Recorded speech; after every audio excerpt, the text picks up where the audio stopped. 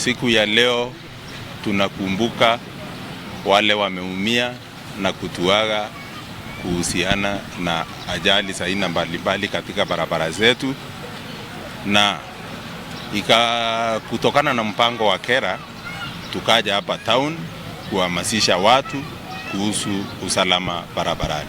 Barabarani, kitu ya kwanza ni kujali maisha yao na kujali ya wale wengine, wale wanabebwa na wale wanatumia barabara, wawe watu wa magari na wawe pedestrians, wote wajali maisha yao kwa kutumia barabara bila inatakikana, na kuwa na vifaa ambavyo vinakuruhusu uwe kwa barabara, ambavyo ni insurance, license, mavazi kama reflectors, helmets, gloves, ndio waweze kujikinga in case chochote kikitokea. Siku ya leo ilikuwa siku nzuri sana ya kukumbuka wale waliotuacha na pia wale walipata ajali kupitia barabarani zetu.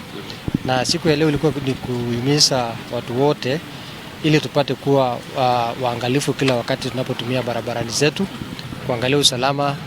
Tunahakikisha wale watu wasiofuata sheria